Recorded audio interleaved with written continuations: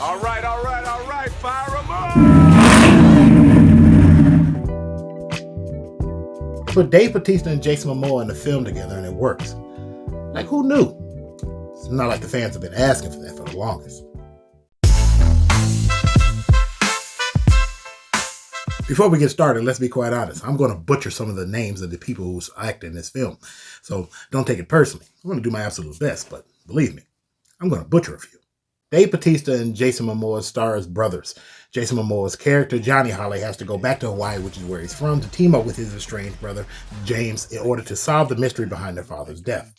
The Wrecking Crew is pure buddy cop action comedy. This is the type of film that we would have seen in the 80s right alongside Beverly Hills Cop. This is just a hysterically funny movie at times and then very heartwarming at other times. Jason Momoa plays Johnny Holly, the slightly screw-up brother who had to leave Hawaii under circumstances and winds up in Oklahoma, and he becomes a cop on the reservation, while you have James Holly, played by Dave Batista, who winds up becoming a Navy SEAL dive instructor. Their personalities clash, but at the same time, they are so very much alike, which is exactly why they work so well together. And as far as the cast goes, they are not the only ones who really make this movie work. You have Claes Bang as the big bad guy, Tamir Morrison, Jacob Batalon, Frankie Adams, Stephen Root, and the always beautiful Morena Baccarin rounding out the cast. This is one of those times I can actually say whoever did the casting for this perfectly picked everybody. I also have to highlight in this film Claes Bang, who plays the bad guy Marcus Robichaud, and the guy who plays his number one henchman, Miyabi, plays Takamura. You really are drawn to them when they're on screen. You also have to highlight Jacob Batalon as well. Yes, we see him in all the Spider-Man movies as his number one friend, but honestly, this dude needs to be in movies of his own where he's the lead. I have to say about the script that it is very, very simplistic. It is just one little thing. Two estranged brothers solving their father's death, chase down the bad guy, and solve the mystery. But let's be honest, when it comes to movies like this, buddy cop action comedy films, and like I said, straight out of the 80s, you don't need a very complicated plot. This is about as simple as it needs to be, and it is very well acted. They took it seriously when they're supposed to take it seriously, and they were being funny when they needed to be funny. Outside of that, you didn't need to do much, and they executed it very well. But at the heart of the film are the actual stars, Dave Batista and Jason Momoa, with both guys playing in comic book movies, playing the big, brawny, tough guys in both of their roles. It is them playing with a lot of heart and a lot of love that really makes this movie move forward. Yes, both of them are funny when they need to be funny, but really what makes this movie move along is the fact that both of them have a lot of drama and a lot of heart and a lot of love between the characters that they're playing opposite of each other.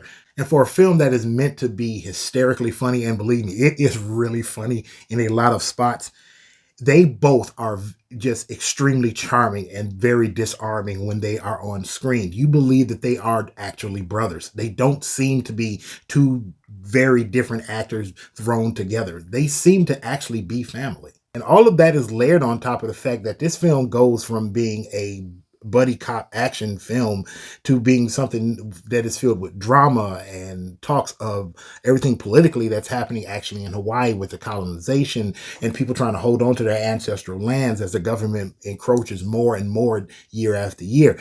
That is not something I expected out of this film. I expected it to be funny, I expected it to be witty, but it was drama filled and funny at the same time, and got to give it up to the writers and the directors for that. I'm going to be critical of the movie. I think the only thing that I didn't particularly like was at the very end of the movie, a certain someone was supposed to get gotten, and I was expecting that to happen, but it didn't happen. They basically just let him go in the end. But honestly, considering the overall arc of the movie and the characters involved, it was like, well, if that's the way you're going to go, it's completely understandable. I just personally would not have wanted it that way.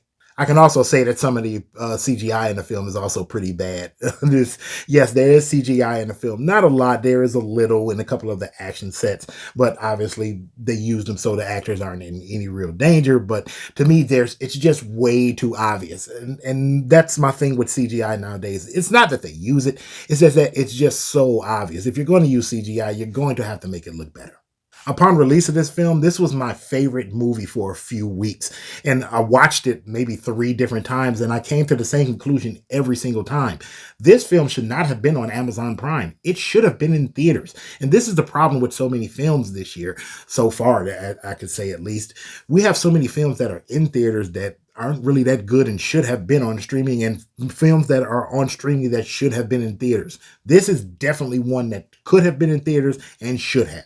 The Wrecking Crew is a film that doesn't pull its punches, nor does it take itself too seriously. It knows when to be funny. It knows when to bring the drama. It knows when to bring the heart. And by the time the credits roll, you have had one hell of a time watching this film without ever checking your watch. To me, this is an 8 out of 10. It is a very funny movie when it's meant to be funny. It is a very heart-filled movie when it's meant to have heart.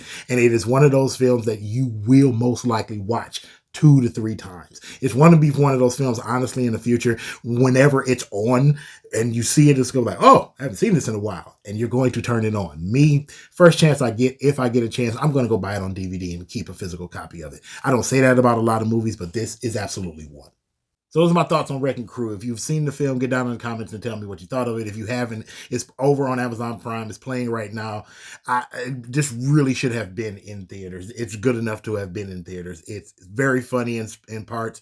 The action is fun, even though the CGI is a little wonky. But that's pretty much so many films right now. It's got a lot of heart. By the time you get to the end of the film and they're playing a certain Phil Collins song, I'm not going to tell you which song it is. You really start to realize, like, hey, yo, this is a damn good movie. You're not going to check your watch. It's just that much fun. That's it for now, and I'll see you all in the next video. God bless. I love you, and peace. See you next time.